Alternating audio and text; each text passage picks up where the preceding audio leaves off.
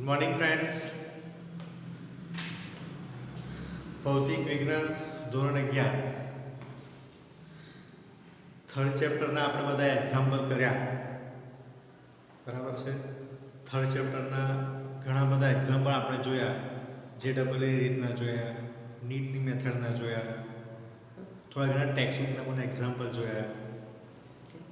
હવે આ બધા જે કંઈ પણ એક્ઝામ્પલ આપણે જોયા છે, આ બધા એક્ઝામ્પલની મેથડ્સ યાદ રાખવાની છે.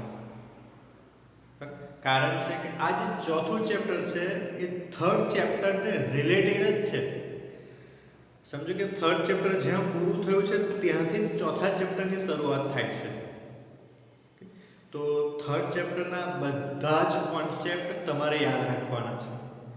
એક પણ કોન્સેપ્ટ ભૂલાય નહીં, એની ખાસ કાળજી રાખજો, બરાબર છે. ચાલો તો ચોથા ચેપ્ટરની શરૂઆત કરીએ, બરાબર છે. સમતલમાં ગતિ, ચેપ્ટર નંબર 4 છે આપણું.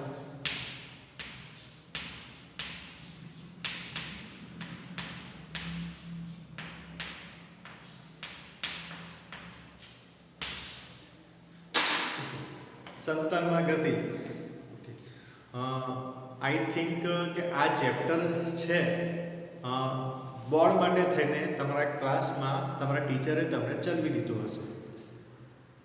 તો આપણે આ ચેપ્ટરની થિયરીઝની અંદર બહુ ડિટેલમાં જતા નથી, પણ હા, આપણને જે કોન્સેપ્ટ JEE અને નીટમાં જરૂરી છે એના પર આપણે ફોકસિંગ કરશું થોડું, બરાબર છે. અને એ પ્રમાણે આપણે એને આગળ વધારીએ. ચાલો થોડીક બેઝિક જાણકારી આ ચેપ્ટરને આપણે લેતા જઈએ છીએ. ચાલો શરૂઆત કરીએ.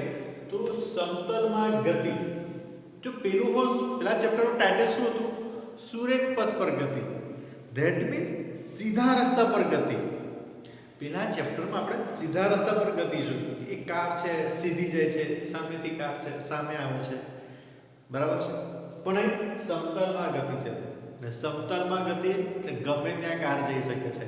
અત્યારે ઉત્તર દિશામાં ગઈ, પૂર્વમાં ગઈ, પશ્ચિમમાં ગઈ, પછી દક્ષિણમાં ગઈ, બરાબર છે. વળાંકવાળા રસ્તા આવશે, બધું જ આવશે.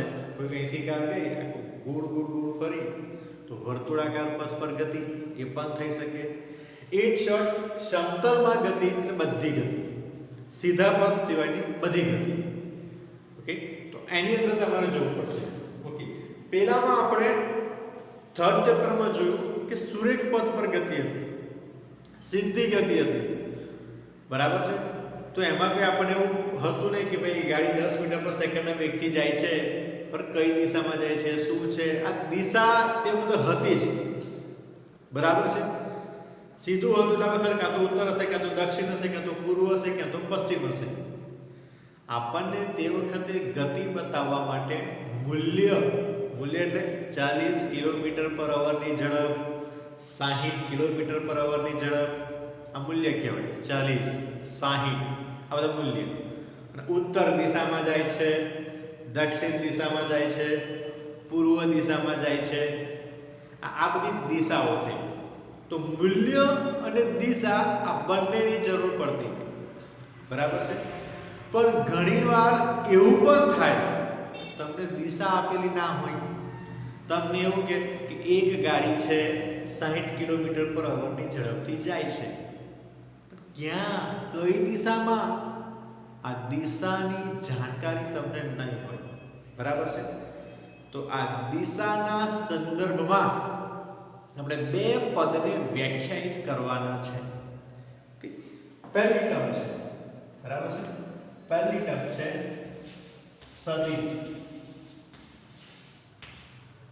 બરાબર છે. અને બીજી ટર્મ છે અદિશ, બરાબર છે.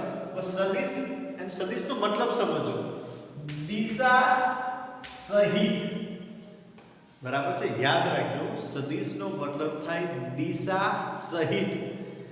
જે ભૌતિક રાશિને દર્શાવવા માટે મૂલ્ય અને દિશા આ બંનેની જરૂર પડે. મૂલ્ય તો બંનેમાં જ આવશે, સદિશમાં પણ આવશે, અદિશમાં પણ આવશે. મૂલ્ય તો આવવાનું જ છે, પણ અહીં દિશા આવશે, અહીં દિશા નહીં આવે, બરાબર. તો જેને દર્શાવવા માટે મૂલ્ય અને દિશા બંનેની જરૂર પડે તેને આપણે શું કહીશું? સદિશ. બરાબર છે? ત્યાં આવશે તમારી પાસે મૂલ્ય પણ આવશે અને દિશા પણ આવશે. જ્યારે અહીં ફક્ત ને ફક્ત મૂલ્ય આવશે. અદિશને બતાવવા માટે ફક્ત ને ફક્ત મૂલ્યની જરૂર પડે છે, દિશાની જરૂર પડતી નથી. બરાબર છે? તો સદિશ અને અદિશ એ આપણને ખબર પડી. હવે તમારે એક્સરસાઇઝમાં શું કરવાનું છે તે બરાબર છે? થોડીક એક્સરસાઇઝ વિચારો. તમારે એવી ભૌતિક રાશિઓ શોધવાની કે જેમાં મૂલ્ય અને દિશા આ બંનેની જરૂર પડતી હોય. બરાબર છે? હું એકાદ બે એક્ઝામ્પલ આપું. સમજો કે વેગ. બરાબર છે? વેગ ઉત્તર દિશામાં 10 કિલોમીટર/h ની ઝડપથી ટ્રેન જઈ રહી છે. તો ઉત્તર દિશા 10 કિલોમીટર/h. બરાબર છે? હું ગાડી લઈને જાઉં છું પણ ક્યાં, કઈ દિશામાં જાય છે? તો ત્યાં મને મૂલ્ય અને દિશા બંને જોઈએ. બરાબર છે? તો તમારે એક્સરસાઇઝમાં સદિશ એટલે કે જેનું મૂલ્ય અને દિશાની જરૂર પડતી હોય એવી ભૌતિક રાશિ, કેટલી ભૌતિક રાશિ તમારે લખવાની છે? 10 ભૌતિક રાશિ તમારે શોધીને લખવાની છે. બરાબર છે? બીજું અદિશ વિશે વિચારો કે જેમાં ફક્ત ને ફક્ત મૂલ્યની જરૂર પડે છે, દિશાની જરૂર પડતી નથી. એવી ભૌતિક રાશિ એ પણ તમારે 10 ભૌતિક રાશિ તમારે શોધીને લખવાની છે. હું એકાદ એક્ઝામ્પલ આપું. બરાબર છે? એક્ઝામ્પલ સમજો. મારું વજન 50 કિલો છે. મારું વજન 50 કિલો છે. પણ ક્યારેક કોઈ તમને આવું કહે કે 50 કિલો વજન છે, કઈ દિશામાં? વજન માટે દિશા ન આવે કોઈ દિવસ. બરાબર છે? વજન માટે દિશાની જરૂર પડતી નથી. તો ત્યાં ફક્ત ને ફક્ત મૂલ્યની જરૂર પડે છે. ઘડિયાળમાં 12 વાગ્યા છે, કઈ દિશામાં? ઉત્તરમાં કે દક્ષિણમાં? અરે એમાં દિશા ના આવે. બરાબર છે? એમાં દિશા ના આવે, એમાં ફક્ત ને ફક્ત મૂલ્ય આવે. તો તમારે 10 ભૌતિક રાશિ સદિશ અને 10 ભૌતિક રાશિ અદિશ આવી હોય એ 10 ભૌતિક રાશિ તમારે લખી નાખવાની છે. ફટાફટ તમારા પેજની અંદર ઓપન કરવાનું પેજ અને 10 ભૌતિક રાશિ સદિશ અને 10 ભૌતિક રાશિ અદિશ લખી નાખવાની. એનાથી તમને આઈડિયા આવશે કે કઈ સદિશ રાશિ છે, કઈ અદિશ રાશિ છે. બરાબર છે? પછી તમારે એને મોડે જ કરી નાખવાનું. જ્યારે પણ આપણે લખીએ કે ભાઈ ચલો આ રાશિ છે સદિશ કે અદિશ, તો તમે ઇઝીલી કહી શકો કે હા આ સદિશ છે, આ અદિશ છે. કારણ કે 90% છોકરાની ભૂલ અહીંયા થતી હોય છે, સદિશ કે અદિશ છે તે જ ખબર નથી પડતી. તો એને કઈ રીતે બતાવવું? બરાબર છે? એ સંજ્ઞામાં ભૂલો પડતી હોય છે, એને લીધે માર્ક્સ કપાતા હોય છે. આપણાથી એવી ભૂલ ન થાય એની કાળજીના ભાગરૂપે આપણે બંનેની 10 ભૌતિક રાશિ લખી દઈશું. ક્લિયર થઈ ગયું તમારે બધાને? ઓકે, ચાલો. તો સદિશ અને અદિશનું આટલું બેઝિક તમારે જરા જોઈ લેવાનું. બરાબર? બહુ ડિટેલમાં નથી જતા. તમારે ઉપરથી હું તમને કહી દઉં છું કે આવું કરવાનું છે. ઓકે, ત્યાર પછી શું કરવાનું છે? પછી શું આવે છે કે સદિશ એના પ્રકાર આવે છે. સદિશ રાશિઓના પ્રકાર: સમાંતર સદિશ, સમાન સદિશ, એકમ સદિશ, શૂન્ય સદિશ, આવા ઘણા બધા પ્રકાર છે. બરાબર? ક્લાસની અંદર તમારા ટીચરે તમને ચલાવ્યું હશે, એક લીટીની બધાની વ્યાખ્યા છે તમારે. ઓકે, તો આ બધા જ સદિશોની વ્યાખ્યા તમારે મોડે કરી નાખવાની. બરાબર છે? એનું કારણ છે ઘણીવાર એમસીક્યુમાં પૂછાય, સદિશનો પ્રકાર ઓળખો. કયો સદિશ છે? સમાન સદિશ છે, સમાંતર સદિશ છે, કેવો સદિશ છે? બરાબર છે? કે થોડુંક ચેન્જીસ કરવું તો વધારે ખબર પડે. આ કયો સદિશ છે ભાઈ? સમાંતર સદિશ છે? નથી, અસમાંતર સદિશ છે. બરાબર છે? તો ઘણીવાર આવા એમસીક્યુ પૂછે, તમે સદિશ આપેલા હોય એ કેવો સદિશ છે, તમને આ રૂપ કહ્યું છે. બરાબર છે? જો મૂલ્યમાં ફરક છે પણ દિશા તો સેમ જ છે. મૂલ્યમાં ફરક છે પણ દિશા સરખી છે. તો કયો સદિશ કહેવાય એ તમને ઓળખવાનું થાય. તો એના માટે બેઝિક માહિતી તમારી પાસે હોવી જરૂરી છે. બરાબર છે? તો સદિશોના જેટલા કંઈ પ્રકાર છે, જે કંઈ પણ એની વ્યાખ્યાઓ છે, કોન્સેપ્ટ સાથે તમને બધું ક્લિયર થવું જોઈએ.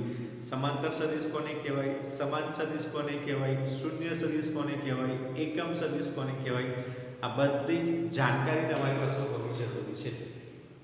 ઓકે, તો આ જાણકારી. બીજું, સદિશને કોઈક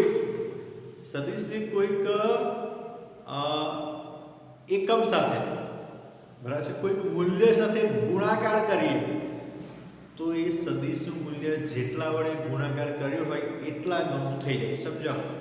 સમજો કે આ એક સદિશ છે, બરાબર છે. એને કહું છું સદિશ A. એને હું 3 વડે મલ્ટીપ્લાય કરું છું. 3 વડે મલ્ટીપ્લાય કરું તો એ આમ થઈ જશે, બરાબર છે. તો કેટલો થઈ જશે? 3A, બરાબર છે. તો જે સદિશને જેટલા મૂલ્ય વડે તમે મલ્ટીપ્લાય કરો એટલા ગણો સદિશ થઈ જાય. ઓકે, આ ખબર પડ્યું. આ ઉપરના તીર પાડ્યું, આ બરાબર એ સદિશનું ચિહ્ન છે. સદિશ રાશિને બતાવવા માટે ત્યાં તો એને ડાર્ક કરવું પડે. આ A છે તો એને ડાર્ક કરવા આ રીતે બતાવી શકાય, અથવા એને આ રીતે ઉપર એરો પાડ્યો આ રીતે બતાવી શકાય, બરાબર છે. જો આને સિમ્પલ ખાલી એ પાડી દો તો એ સદિશ રાશિ થઈ જાય, પણ એની ઉપર સંજ્ઞા તમારે બતાવવી પડે કે સદિશ છે કે નહીં. મેં કહ્યું ને કે 90% છોકરાઓની ભૂલ આ સંજ્ઞામાં પડતી હોય છે. કે આપણાથી ભૂલ ન થાય એની કાળજી ખાસ રાખજો. ઓકે, 1 મિનિટ માટે તમે જરા જોઈ લો અહીંયા આગળ.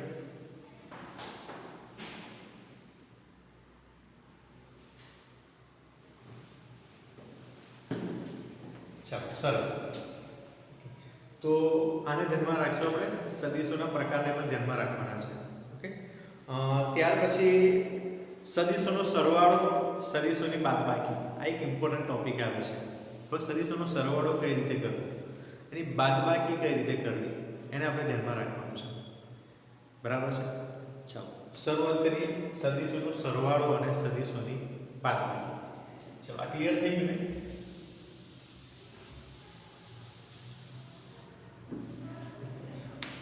ફરીથી જરા જોજો.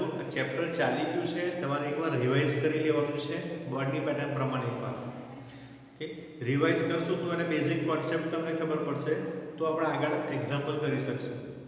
ઓકે, ચાલો. સદિશોના સરવાળા અને બાદબાકી આપણે કરીએ છીએ. એના સદિશોના સરવાળા કરવા જોઈએ. ચાલો, સરવાળાની મેથડ કઈ છે, કઈ રીતે સરવાળો થઈ શકે તે આ પણ તમે શીખ્યા છો. છતાં પણ એક વખત હું તમને બતાવી દઉં છું કે કઈ રીતે કરવાનું છે. થોડું રિવિઝન પણ થઈ જાય તમારું. ઓકે, ચાલો. સદિશ, સૌથી પહેલા તો સદિશને બતાવવાનું આ રીતે હોય. આમાં આ જે છે એને કહેવાય શીર્ષ, આ જે છે એને કહેવાય પૂછ, બરાબર છે. પૂછ કહેવાય કે પૂછ કહેવાય. આ પૂછ લખ્યું તમારી ટેક્સ્ટબુકમાં પૂછ આપ્યું છે. ઓકે, તો શીર્ષ અને પૂછ આ ધારા ધ્યાનમાં રાખવાનું તમારે, બરાબર છે. સદિશ તો તમારે આ બે વસ્તુ ધારા ધ્યાનમાં રાખવું. ચાલો નેક્સ્ટ. શીર્ષ અને પૂછ ખબર પડી ગઈ તમને લોકોને? ઓકે, હવે ધારો કે કોઈક બે સદિશ છે, કોઈક સદિશ A અને સદિશ B, બરાબર. એ બેનો તમારે સરવાળો કરવો છે. કઈ રીતે થઈ શકે? સમજો કે કોઈક સદિશ આપ્યું છે તમને A, આ રીતે આપ્યું છે, અને સદિશ B આપ્યો છે તમને આ સદિશ B છે, અને તમને એવું કહે છે કે બેનો સરવાળો કરો, બરાબર છે. તો સરવાળો કરવા માટે શું કરવાનું છે તે? ઓકે, સદિશ A ને મેં આ રીતે બતાવ્યું, આ સદિશ A. હવે શું કરવાનું? પહેલા A મૂકી દીધો, હવે B ને શું કરવાનું? B નું પૂછ A ના શીર્ષ સાથે આવવું જોઈએ. બેના પૂછડા ભેગા, એકનું માથું ને એકનું પૂછડું આ રીતે ભેગું કરવાનું છે, બરાબર છે. તો આનું શીર્ષ અહીં છે, તો આ B ની શરૂઆત અહીંથી આ રીતે કરવાની. જે રીતનો છે એ રીતે ડ્રો કરવાનું છે, બરાબર છે. પણ આના શીર્ષ પરથી ડ્રો કરવાનું. થઈ ગયો આ રીતે ડ્રો. હવે શું કરે? આનું શીર્ષ અને આનું પૂછ આ બે આપણે જોડી દઈએ. તો અહીંયા મેં જોડી દીધું, આમ કર્યું, તો આ થઈ ગયો પરિણામી સદિશ આ, બરાબર છે. તેના બરાબર A plus B આવું થઈ ગયું. ખ્યાલ આવ્યો તમને? ચાલો આ એ નંબર એમાં આ જો થોડું બીજું બતાવું તમને જોયું સેકન્ડમાં જરા જોયું ધારો કે કોઈ સદિશ a આ રીતનો આપ્યો છે બરાબર અને b આ રીતનો આપ્યો છે હવે બેનો સરવાળો તમારે કરવો છે તો શું કરશો તમે એ તો જે રીતે છે તે રીતે ડ્રો કરવાના તમે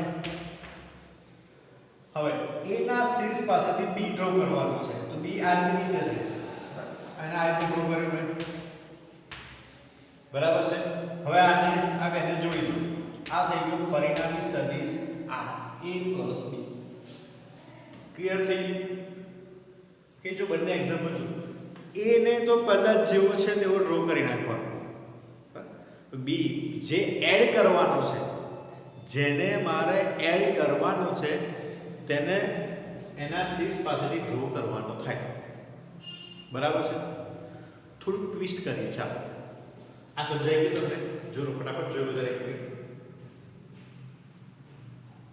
ઓકે થોડું ચેન્જ કરીએ થોડું ચેન્જ આપી અહીં આપણે શું કર્યું હતું પહેલા a પ્લસ b a ની અંદર b ને એડ કર્યું પણ હવે તમને એવું પૂછે કે b પ્લસ a કરો જો થોડું ચેન્જ થાય છે b પ્લસ a કરવું છે b ની અંદર a ને એડ કરવું છે તો હવે પહેલા કોણ છે b પ્લસ a તો b માં તમે a ને એડ કરો છો તો b તમારે ડ્રો કરી નાખવાનો તો b કેવો છે ત્યારે આ રીતનો છે તો મેં b ને ડ્રો કરી દીધો બરાબર છે મેં અહીંયા લખું આ b ને મેં ડ્રો કરી દીધો હવે એની અંદર શું એડ કરવાનું છે મારે a કેમ છે આ છે આ a થઈ ગયો આ હવે અહીંયા જોઈન કરી દો તો પરિણામી સદિશ આ થઈ ગયું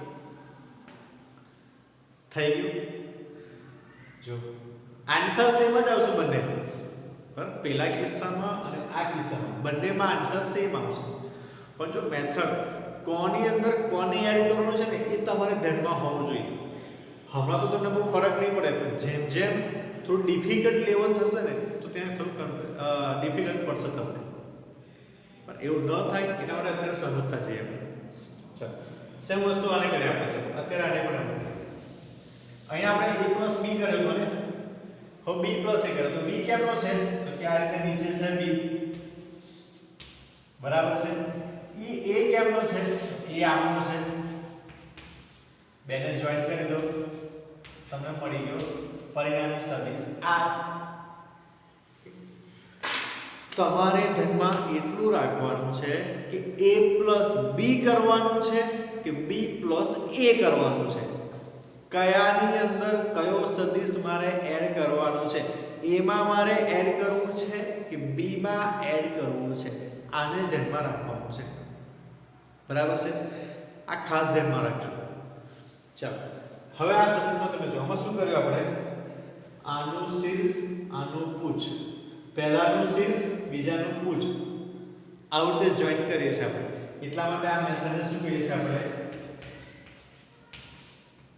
શીર્ષ પૂછની મેથડ બરાબર છે કઈ મેથડ કહીએ છીએ આપણે એને શીર્ષ અને પૂછની મેથડ બીજું આ સદિશ તમે જો આને સરવાળો તમે જો આને આમ કર્યો આમ કર્યો આમ કર્યો ત્રિકોણ બની ગયો આને આમ કર્યું આમ કર્યું આમ કર્યું ત્રિકોણ બની ગયો એટલા માટે જ એને કહેવાય ત્રિકોણની રીત કઈ રીત કહેવાય છે એને ત્રિકોણની રીત કહેવાય તો આ બંને રીત એક જ રીત છે શીર્ષ પૂછની રીત કો કે ત્રિકોણની રીત કો આ બંને સરખી રીત છે બરાબર છે ચાલો ક્લિયર થઈ ગયું તમારું આ ક્લિયર થઈ ગયું ઓકે ગુડ ચાલો સરસ જો થોડા સ્પીડમાંથી આગળ જઈએ છીએ આપણે આ સ્પીડમાંથી આગળ વધવાનું કારણ એટલું છે કે તમે ગુજરાત બોર્ડમાં બધું શીખ્યા છો આપણે JEE અને નીટમાં શું કરવાનું છે થોડુંક ઉપર જવું છે એક્ઝામ્પલમાં લેવલ વધારવું છે કોન્સેપ્ટ બધું આ જ છે આમાં કોન્સેપ્ટ નવો કોઈ નથી બરાબર છે પણ એક્ઝામ્પલની અંદર લેવલ થોડુંક વધારવું છે આપણે એક્ઝામ્પલને ઇમ્પ્રુવમેન્ટ કરવું છે પણ તો ટેક્સ્ટ બુકના જે એક્ઝામ્પલ છે એના કરતાં કંઈક ઉપર જવું છે આપણે ચલો એ તો એક્ઝામ્પલ આવશે ત્યારે આપણે પ્રેક્ટિસ કરવાના જ છીએ પણ પહેલાં થોડીક મેથડો જોઈ લેવી છે કે કઈ રીતે એને સોલ્વ કરી શકીએ છીએ આપણે ક્લિયર થઈ? ચાલો તો સદિશોના સરવાળા કર્યું છે. ઓકે, બીજી મેથડ જોઈએ. ચાલો પહેલી મેથડ જોઈએ આપણે ત્રિકોણની રીત અથવા શું જોયું? શીર્ષ પૂછની રીત. આ મેથડ છે. બીજી મેથડ જોઈએ. બીજી મેથડ છે સમાંતર બાજુ ચતુષ્કોણની રીત. સૌથી ઇમ્પોર્ટન્ટ થિયરી સમાંતર બાજુ ચતુષ્કોણની રીત. Most important method.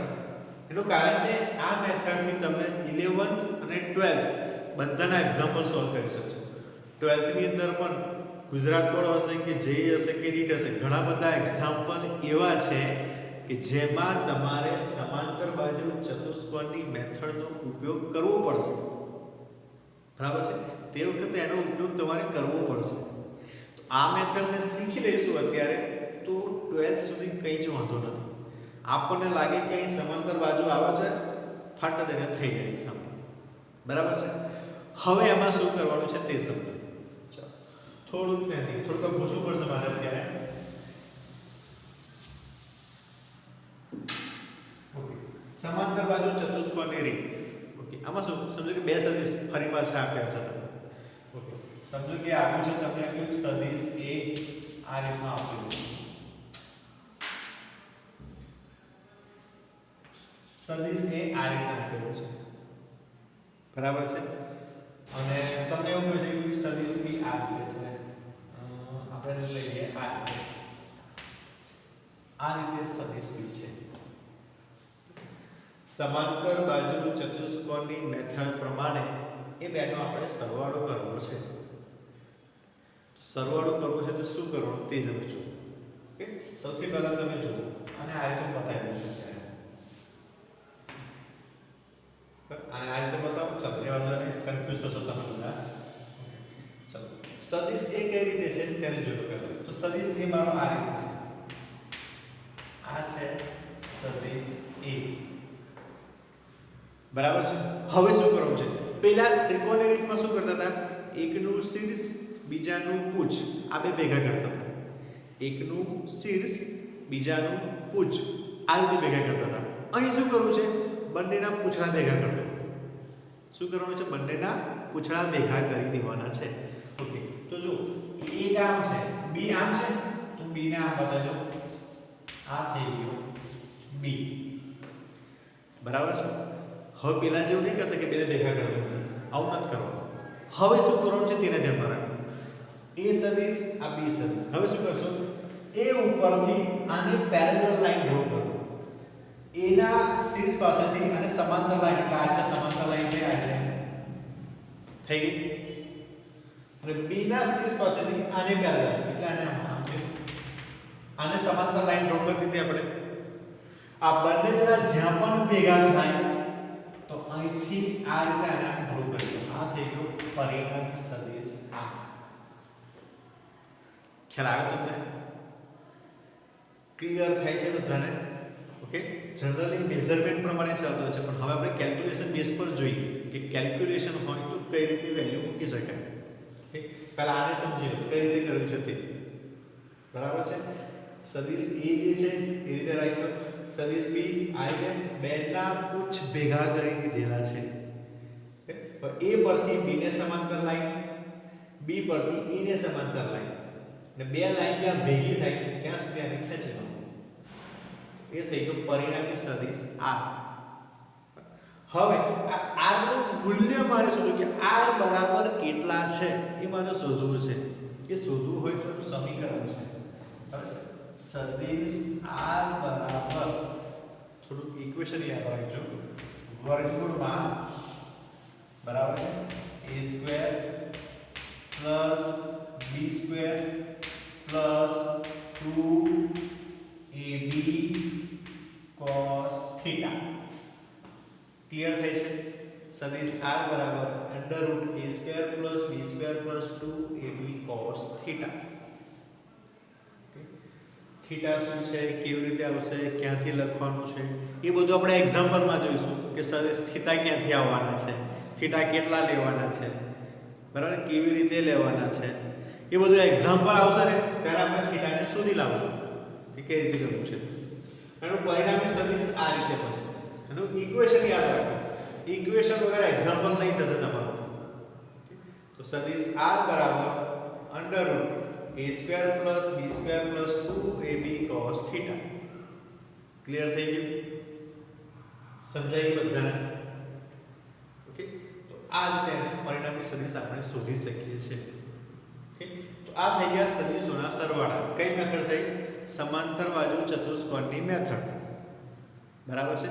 એક શીર્ષપૃષ્ઠની મેથડ, ત્રિકોણની મેથડ કહેવાય એને, અથવા બીજી છે સમાંતર બાજુ ચતુષ્કોણની મેથડ. ઓકે, એક એક્ઝામ્પલ જેવું કરીએ. ફરી પાછું ચાલો.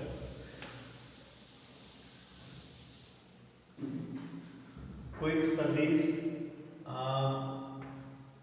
આ રીતનું છે, સદિશ A, બરાબર છે?